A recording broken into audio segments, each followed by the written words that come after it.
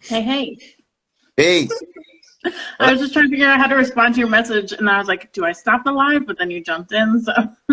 yeah, I'm a Luddite, but I'm working it out. You're what, sorry? A Luddite. Oh, that's okay. Yeah, I'm technology. Omar, what up, Omar? I see Omar. Goodness, that's what's You're up. you're here. That's all that matters. Oh, likewise. Good to meet you.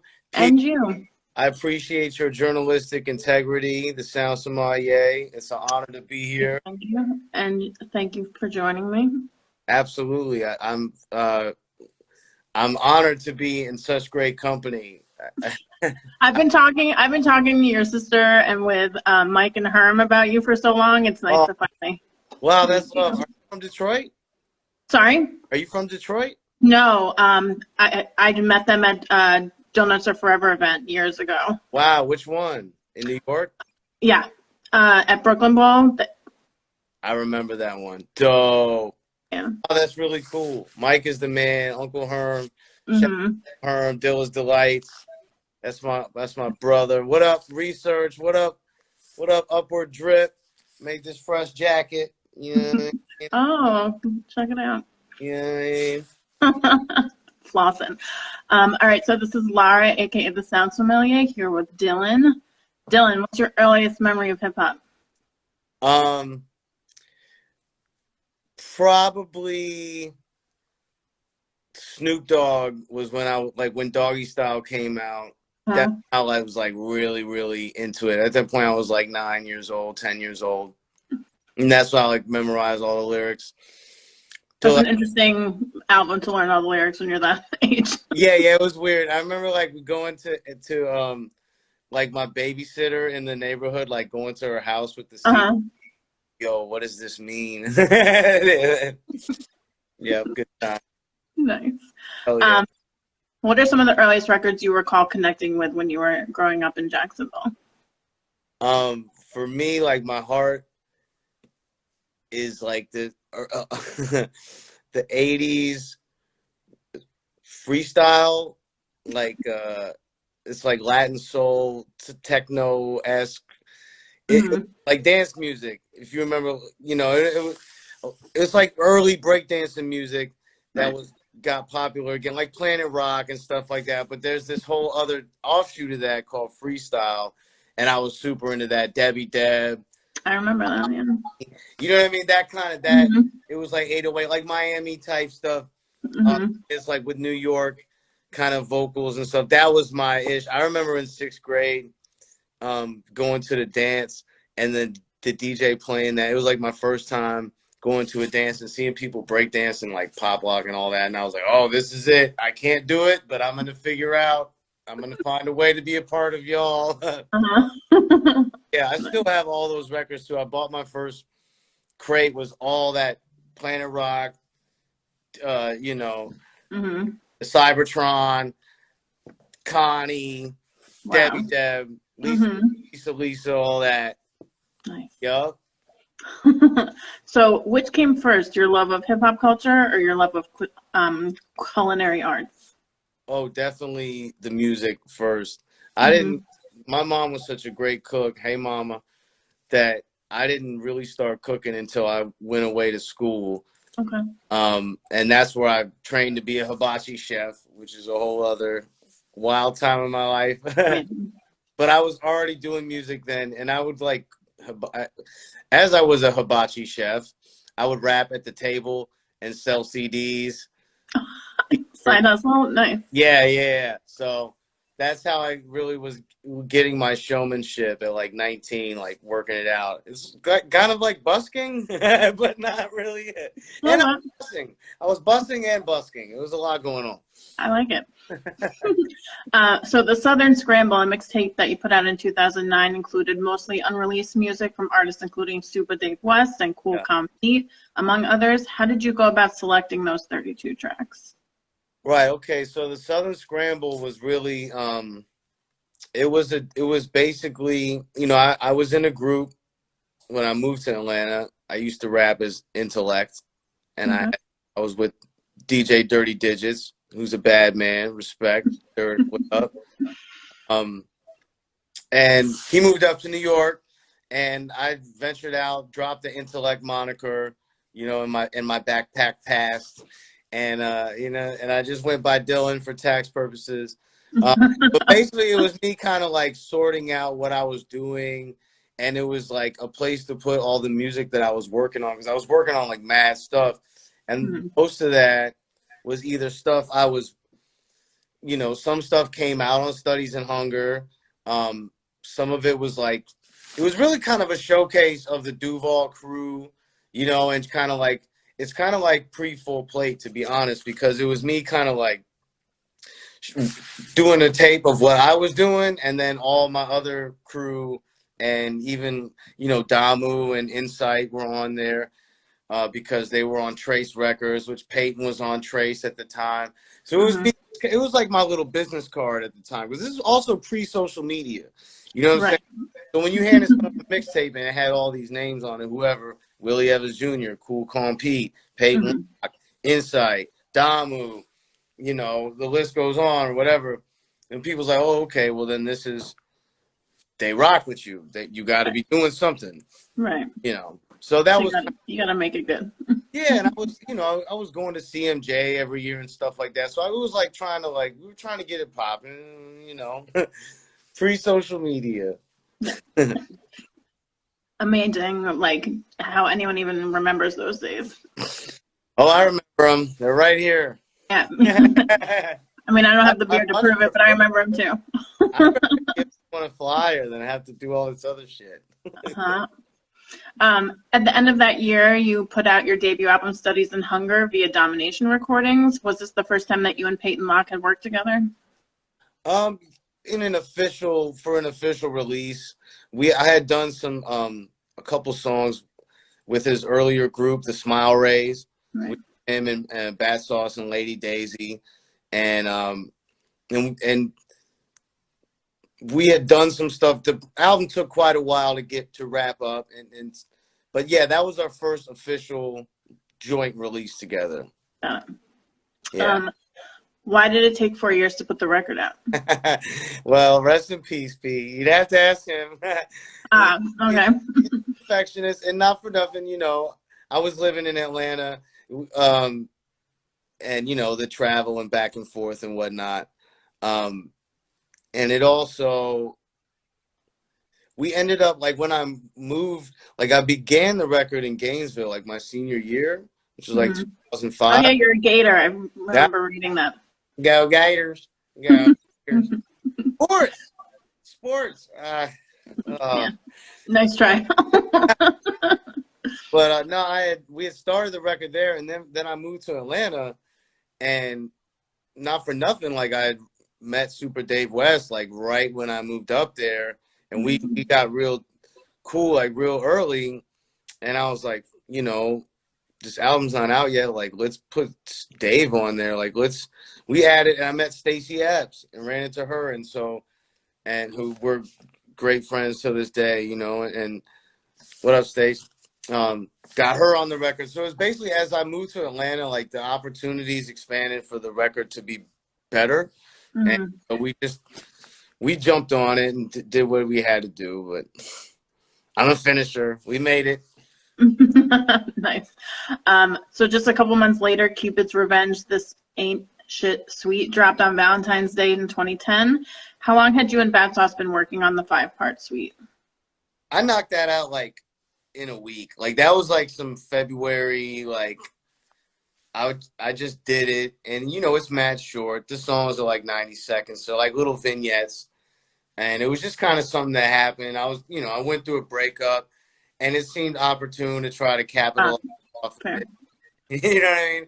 And turn it into the next chapter of my career, and I love that project. Actually, I have an affinity for that project. It was the first one that I ever recorded and mixed myself in my own space. So it was kind of special to me for that purpose as well. Nice. Had your opinion? Sorry, go on. I said shout out to Bat Sauce. Had your opinion of the record changed at all when you decided to release Cupid's Revenge, the grown-up remixes, exactly 1 year later? No, not at all. I liked it even more. Cool. That's a cool question. the next year, basically, I just remixed the whole project just because it just kind of seemed like the thing to do. It was so short, and it was kind of like an exercise, and I just Mhm. bat beats, and I added different vocals here and there, a little bit of different percussive elements here and there, and different arrangements, and it's a little more dark, and to me, and it's hence the grown up.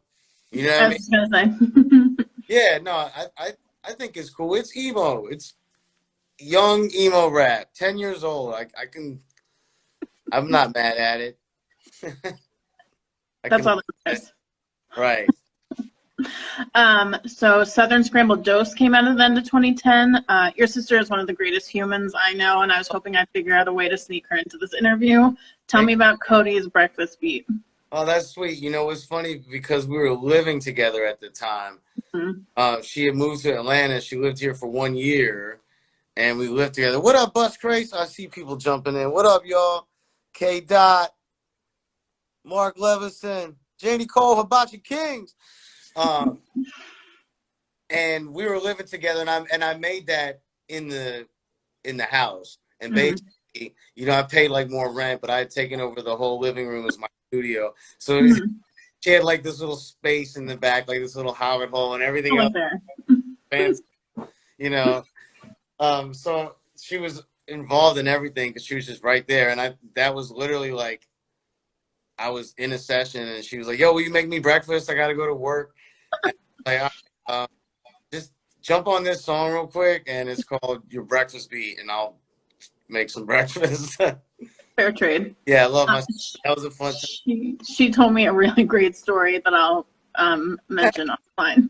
Yeah, no doubt. What's the story behind the Dylan Ain't Playing EP? That was again. That was really me trying to. So that was 2011. That was after Studies in Hunger had come out, and Domination, the label that Studies in Hunger came out with, had folded. Shout out to DJ. Um, so we didn't really know what to do. I didn't quite know what I was doing. And still, even digital media, everything was still in disarray. In 2011, streaming wasn't really Right. It was like in the middle there. somewhere. Nowhere to really, no one thing to really do, no Mhm. direction.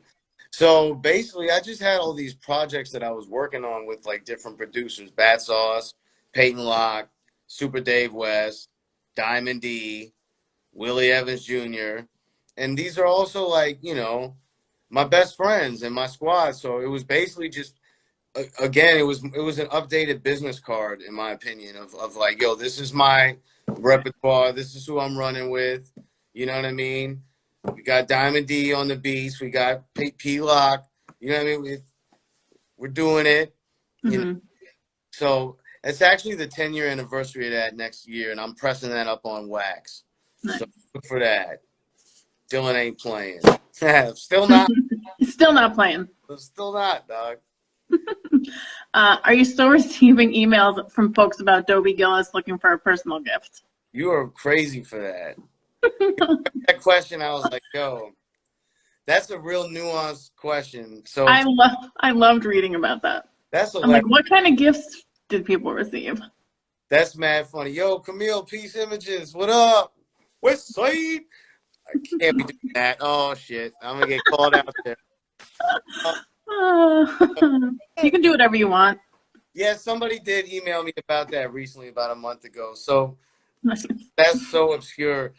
A joint I did a long time ago called "Come to the Crib," like in the bottom of the liner notes on the Bandcamp, because I referenced the TV show Dobie Gillis in the song, and I'm like, Mhm. send me an email if you know what Dobie Gillis is, and I'll send you something. I don't know, and like 5 people did, and I got kind of pissed off about it. I almost deleted it because I was like, damn, I gotta keep coming up with things to send. But I would send like salt and pepper, or like you know a towelette, some for Some you. random, yeah. Yeah, it's something. You get something. I'm sure everyone is still holding on to whatever you sent. That's hilarious. Shout out to Cass reading the line notes. That's a long part. I miss it. Like, I don't even know if I liked CDs, but I liked cassettes, but I missed the liner notes a lot. Yeah, no, for sure. All day. When I interviewed Boog Brown a couple months back, she had nothing but nice things to say about you when working on the Martha Knuckles EP. Hey. What do you remember most about the time you spent recording that release? Martha! She said the same thing. Yeah, that's great. That was such a great time, because basically the whole reason we clicked up is just because she was really coming into her own as an artist, and her live show was really dope. And I was also performing a lot, doing the, just around town. You were out there a lot more. I was in, maybe I was 30. I had more energy. So I was like, yo, like, I want to, like, do a show with you. Like, let's just do, like, a stage show where we just rock and bong, bong. I can, and that kind of morphed into creating new songs. And it was really this one weekend that we all hung out, me and Anthony Accurate and Bug. Ant did all the beats for that project. Peace, Ant. And it would just kind of all happen in that one weekend. And then from there, like, we had a solid little year or 6-8 months of performing where, it was just mad fun, yo. It's mad fun to rock with her. We had props on stage, and, we went all out. I was so extra with it. It gave me it was like theater for me. I was like, oh, I have someone I can direct and someone who can put on a mask, and I'll carry an umbrella. And I was like, what are you fucking talking about? Nice. So yeah, no. I hope there's video footage of some of that.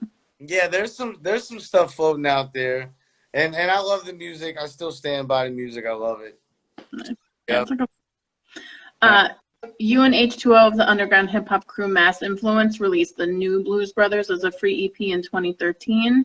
How did that project differ from others that you put out with production from Bad Sauce? Oh, that's interesting. I would say as far as the production, the beats, they're in the same vein of what kind of me and Bad are known for, and it's a foundation of our sound. But I guess coming off of the Cupid's Revenge, like, these are much more, a little more up tempo, but they were still like jazzy and kind of but there's like there's like one or two dark joints, like the Outlaws is a little more heavy. This was also the first time, shout out to Dash Yield, because we added a horn player on the last song with Chop, I think. Shout out to Chop too. It's my dog. 5-7 Collective in the building, Ox in the building, Caliph in the building, Philly, what up, what up? Blob Ross, Happy Clouds. I love that name. I saw that and I tried so hard not to say something about it. Blob Ross. Yeah. But so adding the horn player, like, that was the first time we had added like that level of musicianship, or like Live instrumentation and stuff. So that was definitely like another layer of what we were doing. But yeah, maybe a little more up tempo probably, and a little more aggressive, as the material called for, and me and H's energy. Shout out to H2O, Mass and Flu, no doubt. Yeah, thanks for the photos. H with the flicks. You gotta get me new flicks, H. Look at me. Yo, I look like somebody's crazy uncle. I'm my own crazy uncle. It's pandemic. It's pandemic chic. This ain't even pandemic, yo. I was already on this trajectory. Oh, you were? The pandemic just normalizes my behavior. All right.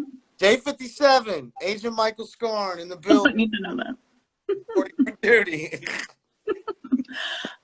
So you touched on this a little bit earlier. What kind of opportunities emerged when Domination Recordings folded in 2013? Right, no doubt. Respect to DJ and Domination. It was an ill time. Count Bass D had projects out with them. I think Doom even did. It's something with MF Grimm, perhaps, who I believe was a partner in that. And Clandestine, my AT Alien mates. So it was cool to be actually how I met Count Bass. It was at the Studies in Hunger release party in 2009, and he came out kind of on the strength of like, yo, yeah, Domination.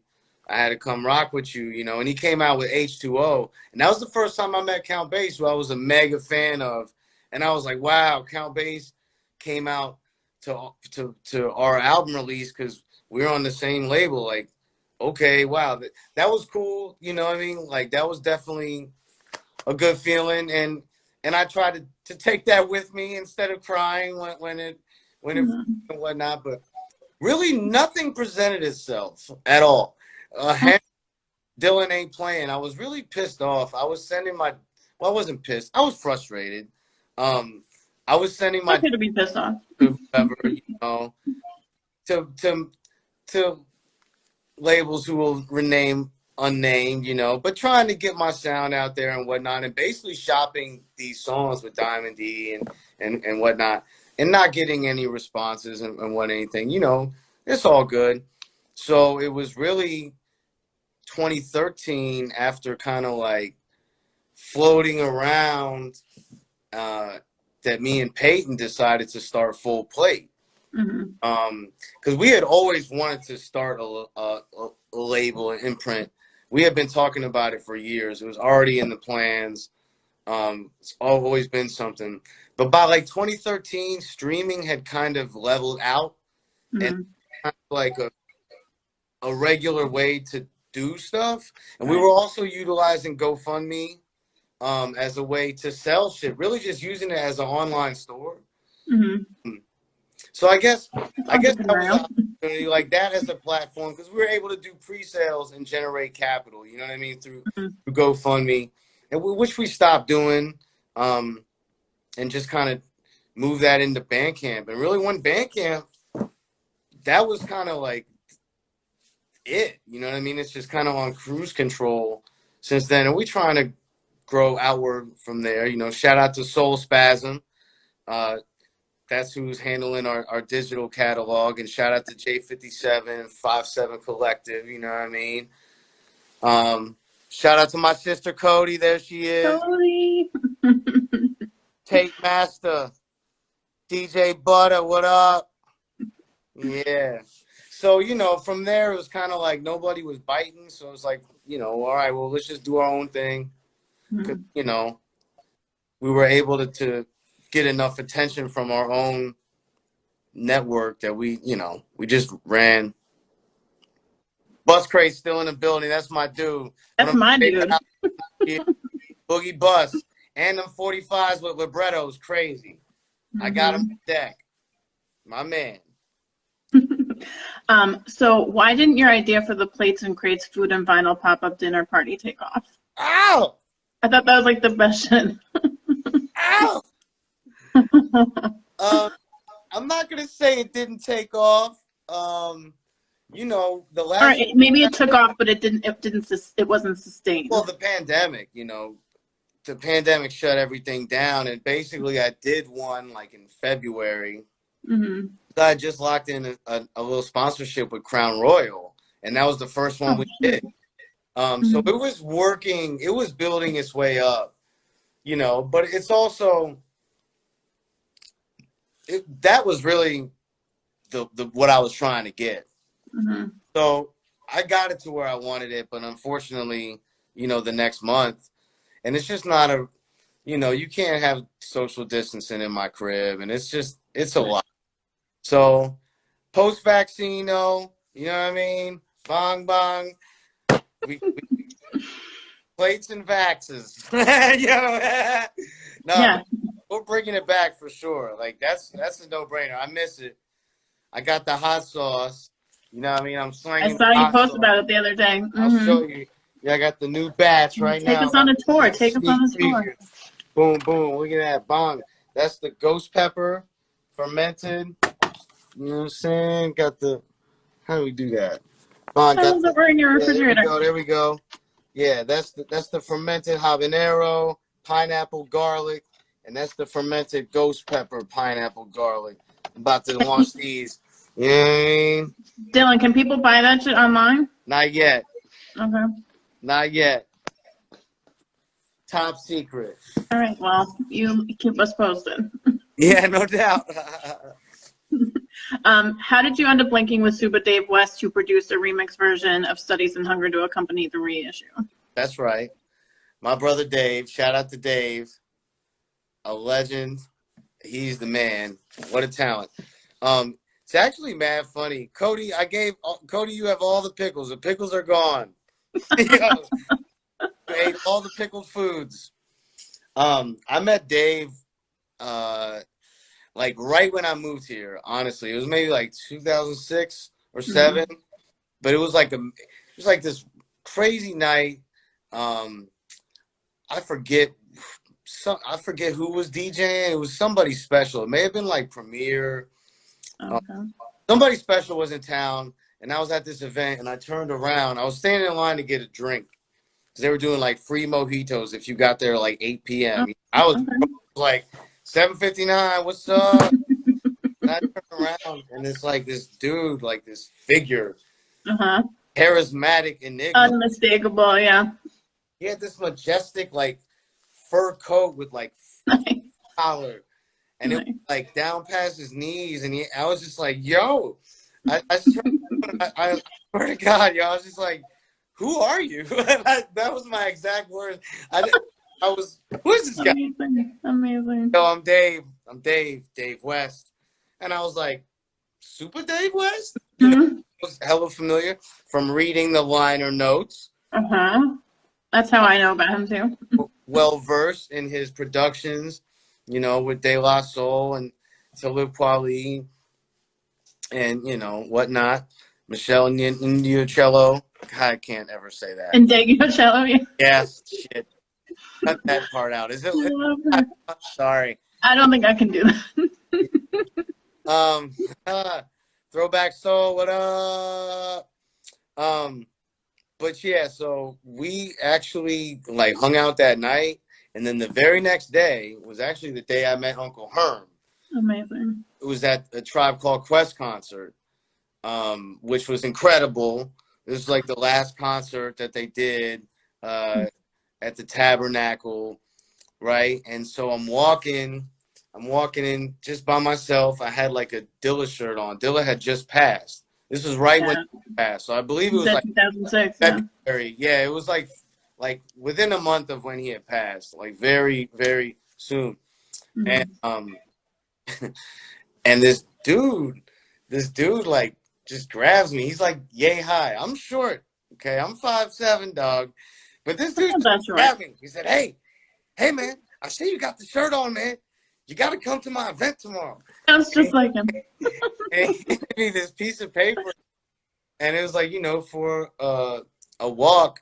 I was just going to say, was it for the walk? Yeah. Right. And so I was like, he's like, I'm Uncle Herm. I'm Jay Dilla's uncle. And I was just like, started crying. I'm like, what?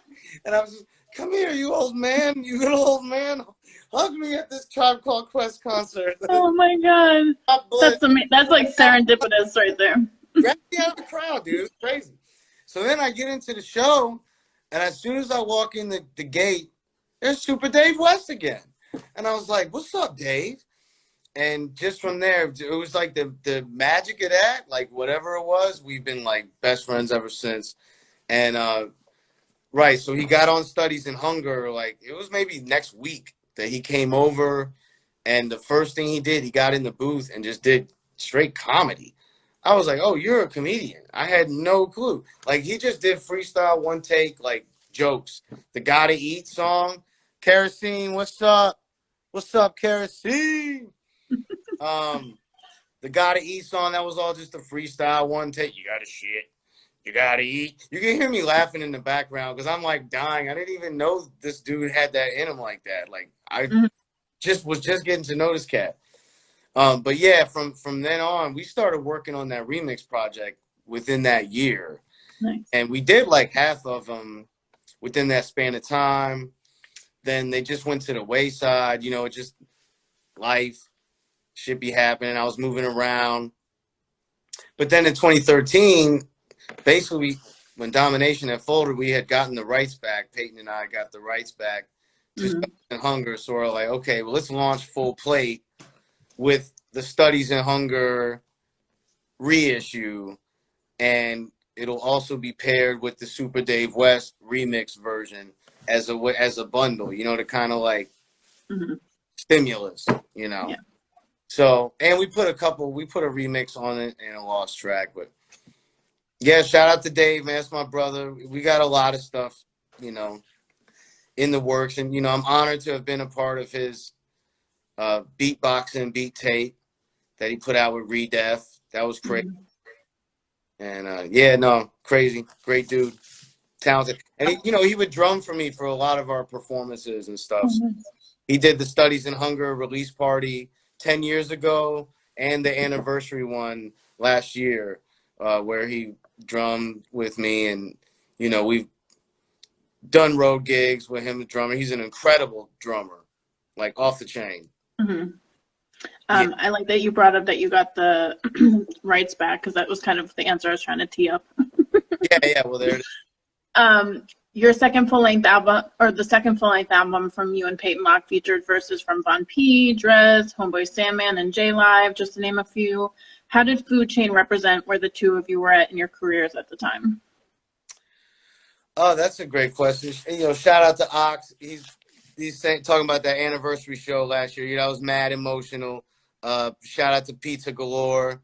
You know, Peyton's fiance came up and rapped a couple of his verses. The shit was epic. I'm like welling up in my eyes right now about it. Stacy performed. I had everybody come who was at the first show 10 years ago. It was on the same exact day at the same exact venue. Uncle Herm came in from Detroit and hosted just like he did 10 years ago. It was super dope, you know. Mm-hmm. Yeah, but anyway, so Food Chain was really, you know, as opposed to spending money on marketing, because we didn't have any money, and you know, we were cheap. We wasn't trying to spend shit. We was like, let's cash in these favors with our respected rap peers and Mm-hmm. the guest list as a way, you know, it's a common, you know, Yeah. or whatever. But these are all our friends and people we had relationships with, and it was like, you know, on the strength, on the humble, and like they had our backs, you know, and it wasn't like, you know, whatever. So yeah, I mean, Homeboy Sandman blessed us. You know what I mean? Like that's an incredible Von P, still one of my favorite rappers. You know what I mean? Shout Mm-hmm. out to Tanya Morgan, Drez, Black Sheep. You know that was Peyton.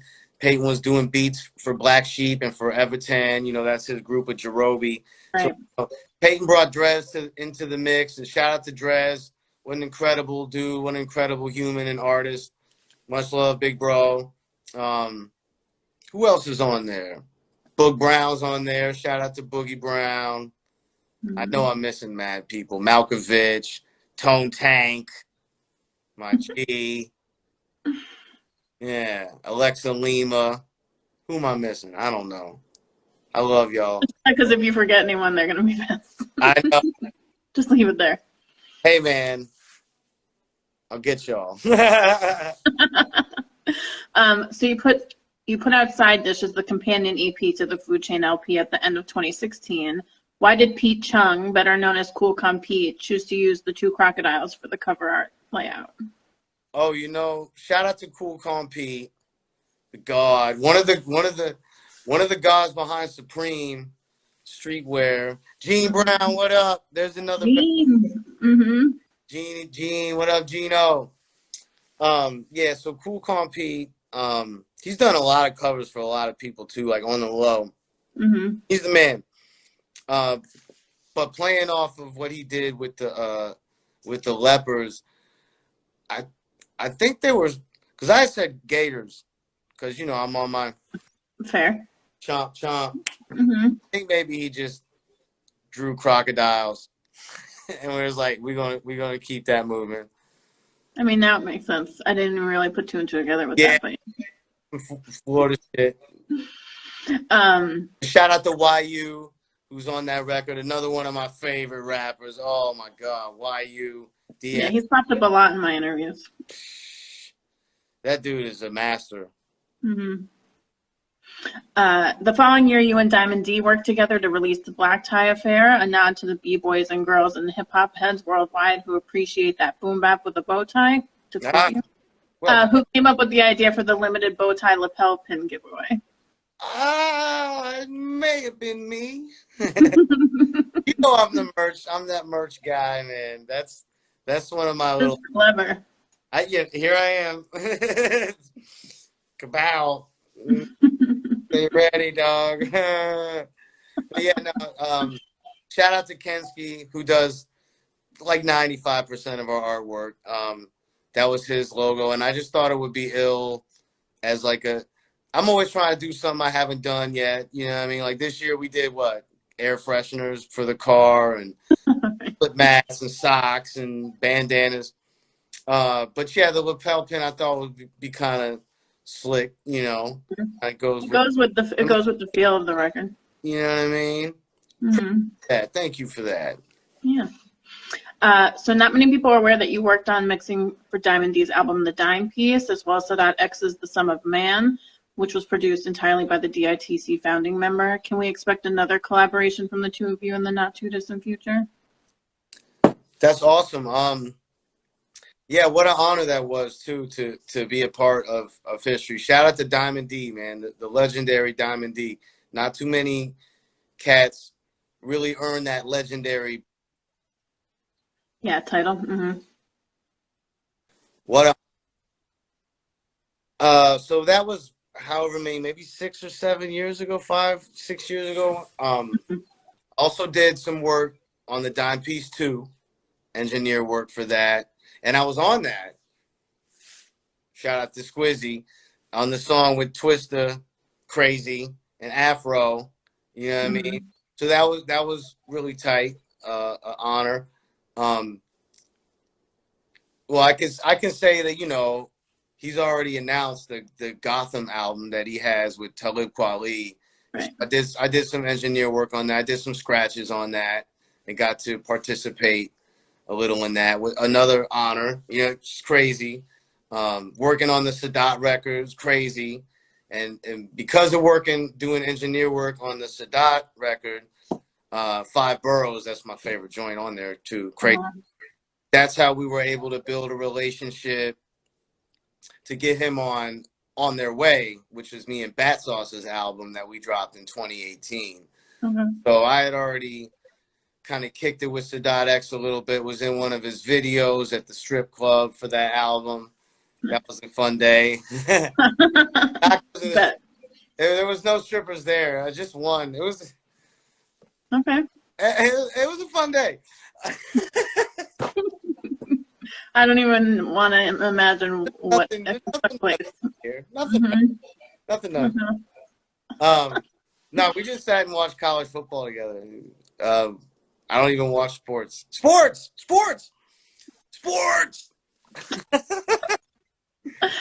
You must have been on your own at UF. I feel like everyone there is obsessed with sports. Oh, no. We had a shout out to, that's a whole other story, because shout out to the University of Florida Hip Hop Collective, because my man Cato's in here, DJ Research is in here.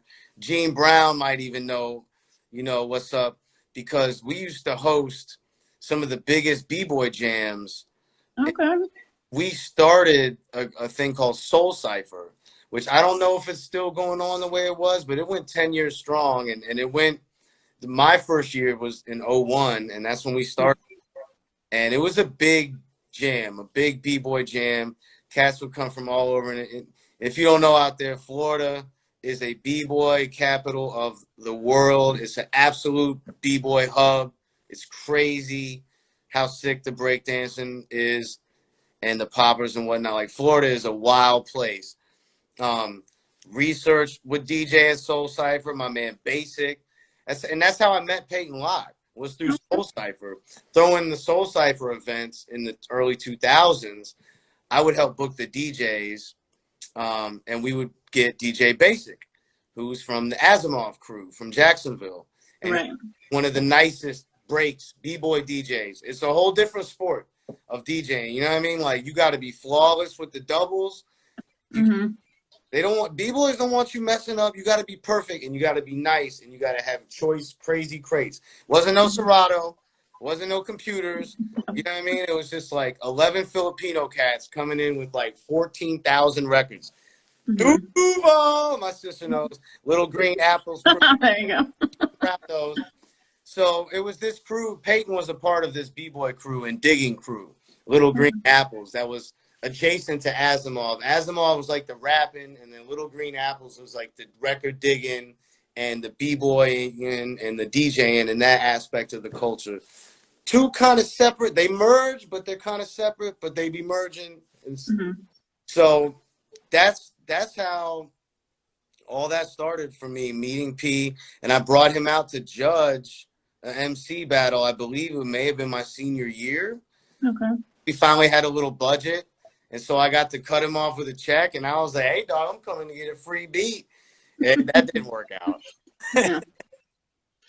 One of my best friends was at UF at the same time as you. I had no idea there was any kind of scene there, or I would have been up there a lot more often. Hey, yeah, it was wild. That's where I met Chuck D, and that's where I cooked for him, because he came to my class. It was a wild time. Yeah, shout out to Gainesville. Y'all know what time it is. The Florida Squad. What an era. Before computers, before the internet. Yeah. Yeah. Before navigation. Yeah. I remember handwriting my directions to drive places. You got Fran McNally in the back, bro. Maybe you got a MapQuest if you got like. Yeah, MapQuest. I didn't even trust that. Yeah. I would go online and handwrite the directions and just look at it while I was driving. So you mentioned On Their Way. Can you share a bit of the backstory about it, your debut full-length album with Bad Sauce? Yeah, so it's my brother Bad Sauce. Shout out to Bad Sauce and Lady Daisy out in Da Nang, Vietnam. So Bad Sauce of the Smile Rays, he recorded Studies in Hunger for me in 2008, 2007, 06, whenever we recorded that. It was really like 05 to 07 that we recorded that. But we just clicked up. I mean, we kind of look like each other. He may or may not have been my 5th grade art teacher, up for debate. The timeline fits. That's all I'm saying. All right. Substitute. But so he had moved to Berlin. The Smile Rays have moved to Berlin, or Lady Daisy and Bat moved to Berlin, and like right after Studies in Hunger came out, or right before, maybe 08. And I would go visit them like every year, like once a year, go out for a couple weeks, stay with them, blow up their spot. And we were working on an album, and that would be like my excuse, like I'm coming out, working on the album. Yep. Be out there 2 weeks. You know what I mean? And we would make songs, make a lot of joints, and then the next year, I'd be like, let's scrap this or whatever. So it was On Their Way because we were just always on our way to something, and I was always meeting them somewhere else. You know what I mean? Right. But so the travel kind of theme kind of just stuck. Makes sense. Mm-hmm. I'd been out to Asia to check them a couple times at that point, and we had been to Bulgaria and you know what I mean, like. So we had the little travel thing, and the photo's mad cool of the cover. I was going to ask who took that photo. That's Daisy. And that's okay. Completely unaltered, just complete. That's amazing. Mm-hmm. Colored, not touched up at all. The photo was from the very first sessions that we did. So they were like 2009. So it was like before even digital cameras were really popping off really crazy. You know what I mean? So that was a developed photo? Nah, it was digital, but it wasn't like 18 megapixels, you know what I mean? And it was, he just caught it like that. So shout out to Daisy. Perfect. Mm-hmm. Yeah. All right. So The Tales of Lobsterdamus was released during the summer of 2019. When did you discover your half lobster, half man who spits alter ego? I think Lobby Dom was like 4 or 5 years old at that point. You know what I mean? Lobby Dom, my man, he emerged after an intense breakup, and he molted, and he emerged at the bottom of the sea, and he was taking no prisoners, and he's still not. He's under a rock. straight chilling. He's molting right now. You know what I mean? Lobsters can't be killed. They live forever. Yeah, I saw you release things on Lobster Day every year for a while. Oh, yeah. Well, that's got to get that marketing. Mike Mechanic, what up? Yeah, no, Lobby Dom, though. I got more in the works with Lobby Dom. He's just stubborn. He don't really like to work with me. He don't really fuck with me, but in the summertime, you know what I mean? When it's cold, he just had the Yeah, box. that makes sense. Yeah. You were one of a select group of producers and MCs who came together to record the Bravo mixtape in October of last year in Atlanta. How did you become involved in this dead end hip hop project? Dope. That was wow, great question. That was a really dope day. It was right around my birthday too. When's your birthday? Birthday. Hey, I think it was my birthday. Shout out to Yamin Somali, my brother. Shout out to Day Tripper, my brother. Shout out to Dead End Hip Hop, Mike C-Town, Beezy, the whole squad. I've been running into Mike and the gang, but really more so Mike C-Town at shows in 529 like for years, and always at the odd shows in addition to the hip hop shows. Mike is a fan of everything, so I'd run into him at like an acid punk show, and I'm like, what's up, Mike? So always cool, and he's a great dude and always supports, you know what I mean? So it just so happened that because of A3C weekend, he had reached out and was showing love really to the three of us. I think it just kind of worked out that we were all there together on the same day, and I was like, oh, these are my brothers, let's make a track. But that was a cool experience. Yeah, like it's a dope joint too. Forgot about that. Here, that was this year. No, that was 2019, last year. No, but it didn't come out until this year, though. I don't think it came out until like January. Okay. Yeah, we did the session. I'll have to look at the release date. I don't think it came out until this year. I'm pretty sure I saw it came out in 2019. I could be wrong. You know what? You've got journalistic integrity, and I don't even have integrity. That's not. But here's the thing: if I'm wrong, that would be really bad. Unless it was just misreported information. I won't tell you. That's okay. So is it true you're the only artist to have performed at A3C every year since it began in 2004? Wow, yeah. Shout out to A3C.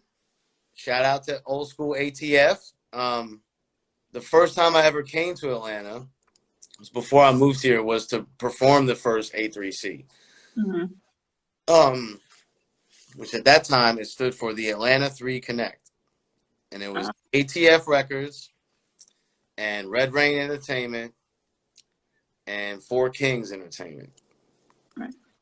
If I'm not getting that wrong. And with Drez, and shout out to Rock Mos. So it was like those three local crews kind of putting together one big show and bringing in regional talent. And we were part of that regional talent that was brought in to like come rock, right? So anyway, the dude that was helped start A3C, one of the dudes behind it, and ATF Records, which is the first label I was on in Atlanta with Intellect and Dirty Digits. Basically, after we performed, because it was Intellect and Dirty Digits that went up there to perform. Shout out to Avocado. Shout out to Research, because he fell asleep in the corner, like zipped up like this. Like, but when we got up the stage, the dude Brian was like, "Yo, if you move to Atlanta, we'll sign you, and we'll whatever that meant." You know what I mean? Nothing. Right. I mean, well, not nothing, but it wasn't like at the time, yeah. Lamborghinis, dog. Right. But it was awesome. Like, okay, well, this is what I'm doing with the rest of my life, because I was graduating college right then. Like I was about to graduate, and I was just kind of like waiting for something to matriculate, and I was like, "Oh, that's it." So we jumped on that, and then they were the ones who helped start A3C, and then kind of took it for the next few years. They brought in more people. Shout out to Mike, And you know, since then it kind of just transformed into this whole other thing.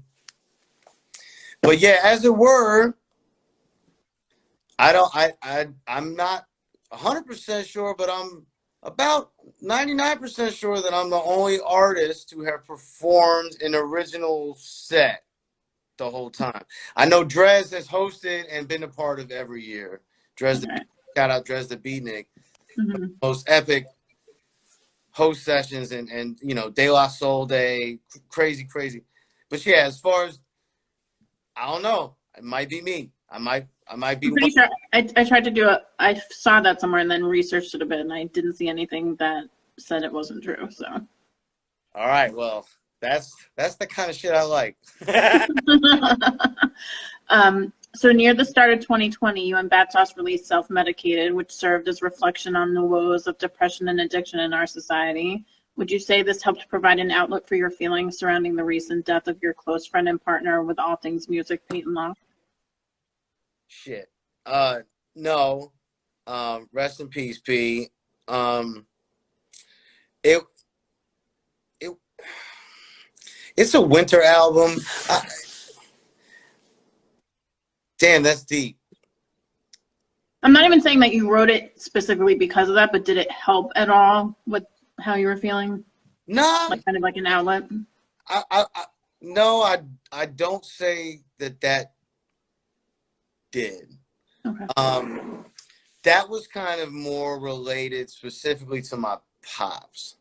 And it was kind of, and even the content was written kind of not necessarily before P passed, but I was, you know, not for nothing. I have a third album that I'll be, you know, that's coming out in 2021. Mm-hmm.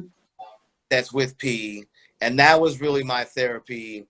Okay. That I just need a lot of therapy. I need more. I need multiple. I think a lot of people do. They just Yeah. don't admit it. No, the self-medicated was really just kind of more like an internal and even looking at the roots of, you know, alcoholism and addiction that runs in my family and kind of confronting that and accepting it and, you know, that kind of stuff. It was also just, again, it was a winter album. Like Bat Sauce was staying in my crib. Mm-hmm. I was like, dog, you can't just stay in here, dog. We got to work on some. So he made those beats all here. And that was really one of the first times, too, that we was like working on stuff, I guess, in real time and not Mm-hmm. like via the internet. Like, send me these beats. Okay, I'm flying to Berlin. Okay, let's hash it out. Mm-hmm. That was a whole different experience, too. Shout out to Bat Sauce. Shout out to Blake. It's funny you mentioned shout out to Blake, my brother Shad. That's Shad's brother. Rest in peace, Shad, my man. You know what I mean? But yeah, Mm-hmm. self-medicated. That was before the pandemic. And then boom, then all of a Oh, sudden yeah. it Mm-hmm. came, Yeah. became There you go. apropos. Yeah. Mm-hmm. Clean Plate Club Volume 4, Dillon, came out soon after the pandemic hit in March. Full Plate kicked off the limited cassette-only beat tape series back in 2016 with the first volume from Peyton Locke. What did it mean for you to take on the latest in the series? Oh, it was a lot of pressure. Okay, yeah. So the Clean Plate Club, that was always me and Peyton's idea to do like a beat tape series, you know. So that was our brainchild that we came up with together. And obviously P went first, and then Willie, and then Bat. And for the longest time, I you know, you know, I am what I am with the beats. So I'm, you know, I'm trying to get my level up. You know what I mean? And finally, I felt like it was really having that time and the pandemic really to kind of like just be like, okay, I got to sit here and focus. We were in the middle of a shout out to Day Tripper. And Mr. Burns and Jarv and I9 up top because we were in the middle of like a little 15-day tour run, and we had another like 30-day run for over the summer. So I wasn't really planning on like diving into all that. I was really trying to work the self-medicated project and do all that and do shows because that's what I love and make panini. But yeah, so it was mad stressful to do it. I still cringe listening back to it. I can only hope, I wish I would have been able to play it for Peyton. That, that's dear to my heart that I didn't get to get his approval, but I feel like he would have struck me down from on high if the shit wasn't at least approaching up to snuff. So I'm hoping that's where we're at with it. But yeah. Nice. Clean play. Sorry? Clean play club. Your latest release, Garden Instrumentals, came out over the summer and included a download card printed on seed paper for supporters to plant wildflowers after downloading some wild beets. How do you come up with these ideas? Well, it certainly doesn't have anything to do with mood enhancing. Of course not. But it just kind of made sense. Like I just had, I guess, an epiphany. I was probably smoking some weed, dog. I mean, it just be happening like that. All right. The seed card, kaboom, and X. So yeah, no, garden instrumentals was fun, and I was out in the garden every day. And the hot sauce that I showed you earlier, those are peppers from the garden. So full circle. You know what I mean? Sustainable somehow. I'm still thinking about that pineapple one. Yeah. That's my shit. Earlier this month, you shared Peyton Locke's long-lost debut demo, Black Gestapo. What does it mean to be able to carry on his legacy in this way? Why'd you do that? I'm not crying. Take your time. Yeah. It's very humbling. It's an honor. I take it seriously. It was something that we spoke about, as he began to know what things were going to be looking like. No one expected this timeline of how quick it was. But that being said, I think it's a beautiful piece of his catalog. For those who don't know, the Black Gestapo, Peyton Locke's long lost debut demo, his beats, rhymes, and cuts. It's from like 2004. We all idolized this album. We all bumped it on our iPods or whatever we had. Zooms. God, Zoom. Get out of here. On Zooms. What up, Elliot Harrington? What up, yo? Ellington. But yeah, so like to me, that's such a special part of my life. Like I listened to that album probably more than any other album at the time.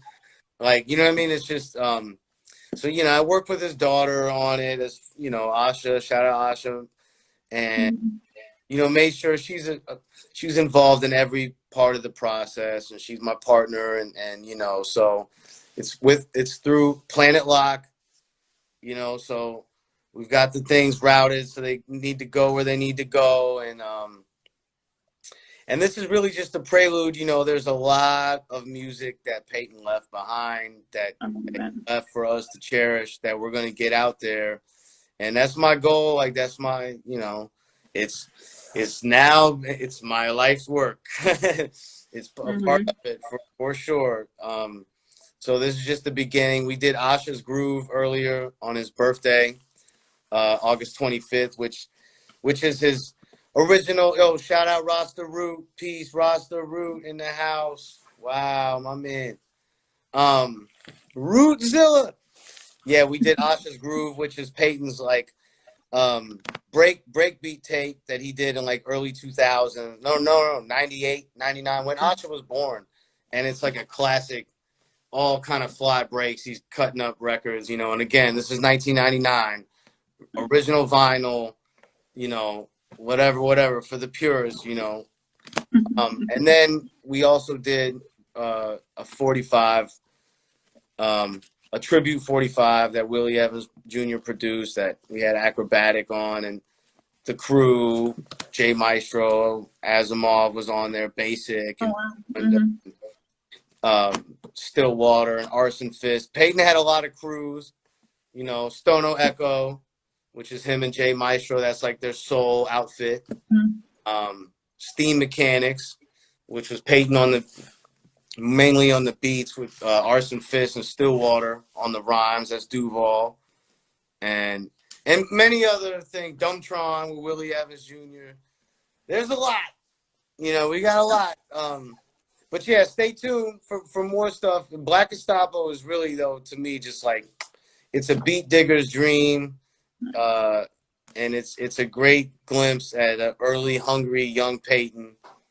Because he basically made that record. And if I'm telling the story correctly, you know, shout out to Desi Rella for 6 Hole Records. At the time, Desi was trying to sign Peyton Locke. Therapy was what he went by. And trying to put out Black Gestapo or some whatever P would want to do. But P was like, nah, you know, we got to put out, you got to mess with Asimov. Like, I ain't doing nothing unless it's with Willie Evans Jr. and this clique. I'm got to check this out. So instead of putting that out, he put the Asimov record out, and that kind of just took off. And so this just became like a piece of his musical history that I don't think he ever thought it was finished or ever felt like it was good enough or anything. And it's raw. It's not perfect. There's crazy mix issues. The shit is not leveled out right. Shit is chunky and clunky and gritty. It's perfect. I was just going to say, that shows how good it is that you're still. Exactly the same. You know what I'm saying? Thanks for sharing. So you took part in the Dance Your Heart Out live stream to help raise funds to get the vote out in Georgia during the crucial Senate runoff election. Right. Why do you think residents are showing up in record numbers to show their support right now? You know why. I know why. I want to know why you think. We had to deal with 4 years of beyond the pale fuckery. I don't even know, in our worst, wildest nightmares, and I'm a nihilist and all that, you know, I don't think that anyone could have pictured how completely red alert dangerous this shit has got. And even after the election, the way this shit has gone, without even getting into specifics. So, you know, it's crazy. American politics is crazy that it all comes down to one state that could determine the way the next 4 years is run. There's a lot that needs to be looked at. Shit is not for the people. But, you know, did my part. And shout out to VLSC Records and shout out to all the crazy talent that helped raise funds here to get the word out, to go vote. If you're in Georgia and you haven't voted early, go do that, man. Go vote, man. Go vote, man. I've never been like so pro voter, you know, for what it is. I feel like it is. But it's like sometimes we had to hit rock bottom, I guess. Exactly. It is what it is, man. It might be too late. I don't know. Don't say that. I know. I hate to feel like that. All right. Gotta stay positive. Thanks. Shout out to you. Got a refill on my vodka. That'll help. Well, Dillon, I appreciate you so much for taking the time. Is there anything else you want to add or promote? Hint that you've kind of touched on a little bit. Oh wow. Well, it's an honor to be here once again. To be amongst such an incredible catalog. You clearly are a sommelier because you have taste. Thanks. You're the interviews you've curated. I mean, shout out to Rich Medina. Shout out to my boy, Jay Cyanide, Jay Sizzy. You know, just shout out to you. Thank you. What a cool outlet you've created. I feel like I can be myself. So I'm trying to make it so that everyone feels like this is really for you. It's not even for me. Can we smoke in here? You can do whatever you want. Cool. All right. Well, anyway, now that I'm getting emotional, you know what I'm saying? Shout out to Kerosene. Shout out to Ox. Gene Brown in the building. Oh, Dillon, before I forget, make sure Pocket commented when I posted earlier, he wants your lobster mac and cheese recipe in his DM. No doubt. No doubt. Hey, listen, man, I ain't never sliding in another man's DMs, not even for recipes. Gotta maintain. What up, avocado, my dude? But yeah, before I get out of here, I will say, you know, there is a special to anyone who's in here. We're full plate. I did a special email only sale, but I'll tell y'all, if you're not on the email list, please get on the email list. Go to fullplatefam.com for that. If you're not on our YouTube channel and not subscribing to our YouTube channel, please do that. It really helps. We're trying to get our numbers up. We're trying to provide quality content. We can't compete with The Mandalorian. You sign up for our YouTube page and you'll get The Mandalorian. It's about me. And no, but youtube.com/fullplatefam. You know, we're really trying to step up the video content. We've done a handful of videos this year. A wild video that Quelle Chris animated for us, self-animated. So shout out to Quelle Chris, one of my favorite artists ever. Who's fucking the best. You know, so we got a fly animated video with him. Jay Maestro did a crazy Stono Echo video recently, a couple months ago, from a song Outer Limits from their album Black Diamonds, which is one of my favorite songs of all time. And if you want to go cry right now, go watch the Stono Echo Outer Limits video on our YouTube page. You're gonna get big tears. But shout out to Cool King. What up, Duval in the building? The hot sauce, I'm about to drop that. And one last thing, do your boy a solid and check out the Self-Medicated Remix project, because we didn't get to touch on that. And so that was the whole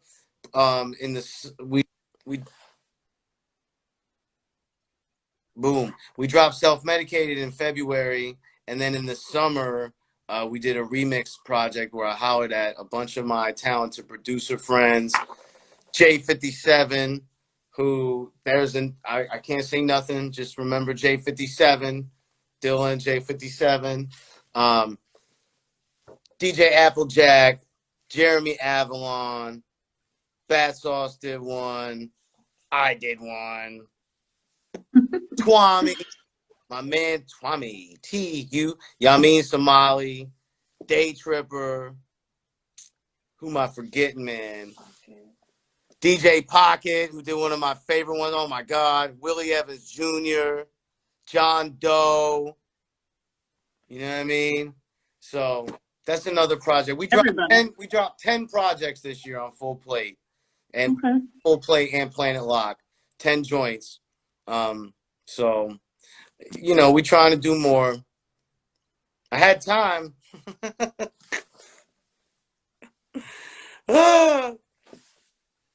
We all think we have time. Yeah, no doubt. Yeah, no doubt. That's why you gotta go hard 1,000,000% every second. I try to figure out the nicest way to say don't always think you have time. Gotta do it now. That's why I fucks with you, because that's my absolute mantra. That no doubt. That's why we going hard. Wait, we're going what? We're going hard. Hard. I got the discount code to everybody out there. This is VIP. You go to fullplayfam.com. It's just our Bandcamp page, but you got to make it look fancy, like you're going somewhere, and then you land on the Bandcamp, whatever. Yeah. The code is thank you 2020 for 20% off the whole site. Hats, got the Coach jackets. You know what I mean? Oh, nice. Masks, slip mats. We got socks, records, all that. So thank you 2020 is the code. It's through the end of this year. And I'm not telling nobody. I'm not announcing it. It's just for, so go hit that up. Well, whoever watches this on my IGTV is going to see it too. Yeah, Ox would chime in. Oh, now you tell me. Yeah, Ox, but I also raised the price of the Coach's jackets to $45 because you called me and told me they were a great price. So you played yourself. Great price. Oh, word? Yeah, I'm about to bump that up. Thanks for the R&D. He can buy another one. No, you got in on the ground floor, bro. You already saved 12%. I need to get you and Cody in the room together. I feel like I would die. Oh, I miss my Just sister. laughing. Cody. She's right here. We're in the chat room together. No. That's my dog.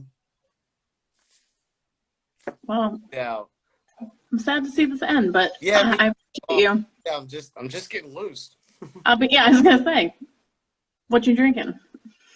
Vodka and soda. Because Okay. we ran out of tequila.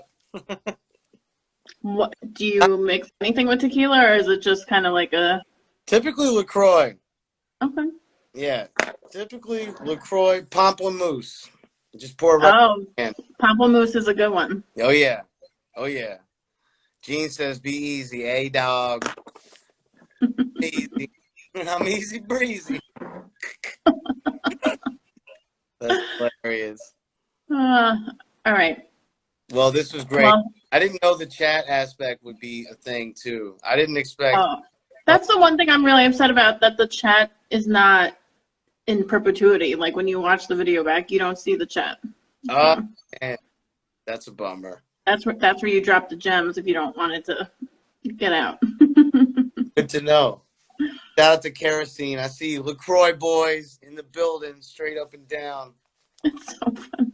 Me and Kerosene, to everyone out there, me and my dude DJ Kerosene, my #1 goon, are doing a live DJ stream next Tuesday, 12/29, wrapping up 2020, going song for song for 3 hours, only 20 joints, back to back to back to back to back. So next on what? 29th. So y'all come. No, I know. What platform? Well, he would say go to his Instagram live, but I would say go to my Instagram live. You know what I mean? I got the better camera. I got the who's gonna host it? Who's starting it? He'll be right here. Oh, right here in front of this wall. Okay. I was gonna ask about that. Live at the Lobby Domicile. Yes, my man. Oh, Cody, I love you. I meant to ask, are you going to do any more streams for Bandcamp? Probably not. Okay. Not this year, being that I'm doing the 29th joint. But we already have 2021 lined up. I mean, nice. Go ahead and say now that we're dropping Quasar and Bat Sauce. Their project is called Stone Giant. Shout out to Quasar. He's on their way. He's a legend in his own right. Chicago. He's in a crew called Typical Cats back in the day, who are like Chicago royalty. I remember Typical Cats. Yeah, that's Quasar, Quell, and Dennison Kane are Typical Cats. Typical Cats are actually on the album, on a song with Willie Evans Jr. Crazy. I'm go ahead and saying that now. I'm leaking it. Yo, The Highest Commitment used to be my shit. I haven't heard The Highest Commitment, Quell's song. That used to be my favorite. Dude, Quell is master. Quell is disgusting. Is he still doing anything? I believe so. He's got to be. And last time he came and performed in Atlanta a couple of years ago. And that's my dude. I went out and hung out with him. His son was DJing for him. Like, nice. Which I thought was like the most gangster shit ever. It is, because you're like, wait, how does he have a son that's old enough to do that? I feel like that was like a second ago he was hot, but I was like, I understood procreation at that moment. I was like, this is why y'all do that. Yeah. I'm late, so I'm gonna pass. I'm too late to have a DJ. I'm 37. I don't have an 18-year-old. I'm done. I mean, it's never too late. No, hey, it's too late. But yeah, so Stone Giant's coming out, and I'll be doing stuff with them. Bat Sauce has a instrumental album we're dropping at the top of the year as well. That's called Wolf's Clothing, and I gotta say, it's probably, I'm a Bat Sauce fan, but I give him shit, of course, because that's my that's my bro, that's my best friend, and all that. I think it's his best work, man. To be honest, best instrumental project. I think it's gonna be really well received. I think it's super dope. So, and then, you know, we got a lot of other little sneaky shit. So where can people, where is Instagram the best place to stay tuned about that stuff, or your? Yeah, I would say so, man. You know, right here at my spot, Dillon Mauer. There's more food over here. And then the Full Plate Fam account Mhm. will have some, you know, typically more of the information. Are you still doing anything with your hibachi history? Only as a diner, only as Okay. a participant in the user experience. I love it. Appreciate that. I miss hibachi. I used to love that shit. Yeah, no doubt. I want to get like one of the little propane joints for outside in the backyard. They're Oh like yeah. bucks, and you can just get like a hibachi. It's just that'll be when Plates and Crates comes back. Mark my words. I was gonna say everyone and their mother that I know is getting an outdoor pizza oven right now. Man, see, that's Along the same lines. been good in the pandemic. Don't say we're all in the same boat, because we're not. I don't have no outdoor pizza oven. No, me neither. Oh, oh man. Come on, stimulus. Yeah, but it's not gonna be anything. Yeah, no doubt. You ain't lying. That's not even weed money. Let's be real. Keep it real, dog. Keep it a bean. I don't. Why a bean though? I love beans. So there's that. Right. Should we wrap this up? I don't know. This is like the best part. Cool.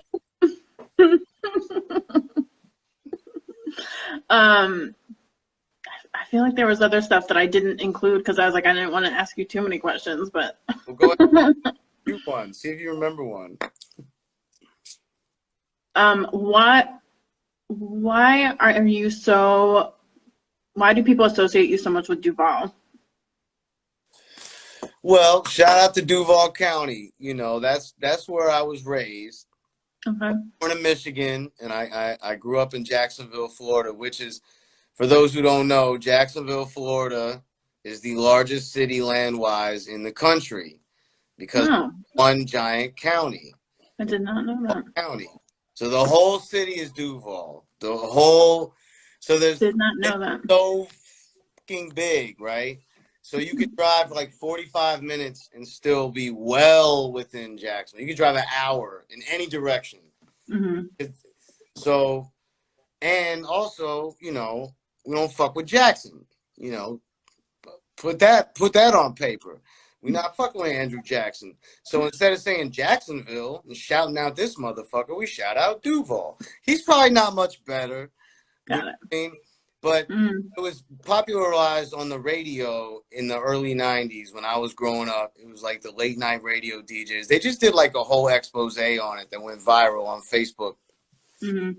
Like because the football team, when the Jags went to the playoffs a couple years ago, the crowd would be chanting Duval, and it got real popular in like the sports. You know, they like those kind of stories. Well, you know, Bob, this is a chant that really unites the community for the sport of the old gridiron. And we was like, nah, no, this is some party shit. This is it's also like counterculture. Like, we not fucking with Jackson. So, you know, but the fucking football team trademarked Duval with like 6 right, as a phrase. What kind of asshole? Culture vultures, dog. Oh yeah.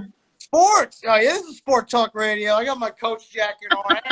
What we're gonna do? We're gonna get on the sport field and we're gonna sport. We're gonna get 11 sport points, and they'll have 10, and that'll be the end of the sport, and we'll be the sport winners. Boom, win one for the gift. How I grew up. Is Jacksonville close to Ybor? To who? Or Ybor? That's Tampa. That's Tampa. Ybor City is Tampa. That's like their district, little restaurant club district. Cody knows about Ybor.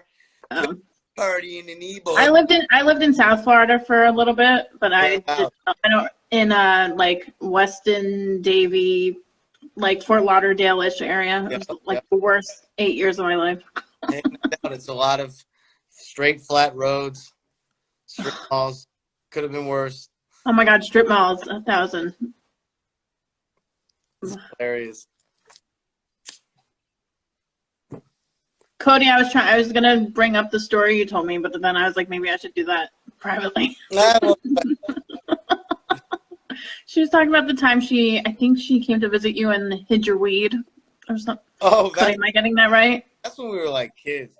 Yeah. Yeah. Oh, you were still wrong for that, Cody. She like, yo, I'd like gone to some education camp or some shit.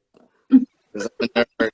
Education camp. And I had like, you know, like maybe a 20 sack of swag. You know what I mean? I just graduated high school. So I come back and I looked in my drawer and that shit was gone. My sister was like 14 or something. I was like, yo, you're a little young. So I thought it was my dad. I mean, I knew it was my dad, but it wasn't. Oh.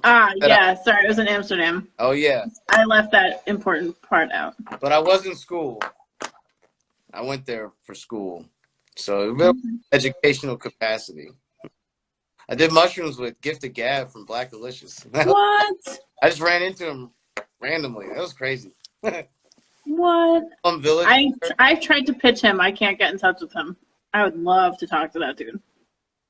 You should reach out to him. He's. I did. Oh, is that what you said?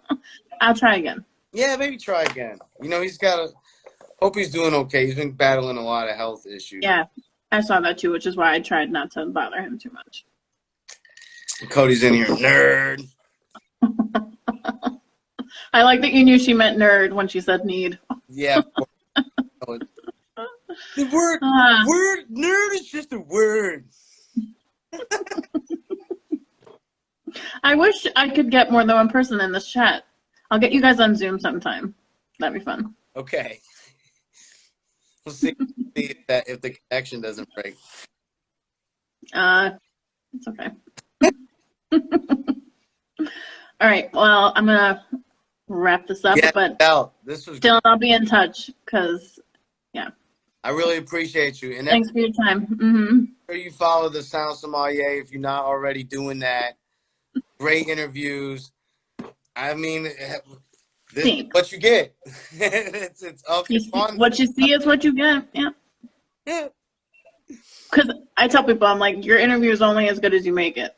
No doubt. I think I had maybe 2 or 3 that I was kind of like about, but most of them have been pretty fantastic. Well, I appreciate you and appreciate all. Shout out to everybody who stuck around. Bus Crates, my sis, Caro, Ox, everybody. And, yo, Godspeed with all of your endeavors. Indeed, and you. Do next. I know it's going to be dope and entertaining. I can only hope. No doubt. Have a good night. You too. Peace. Peace.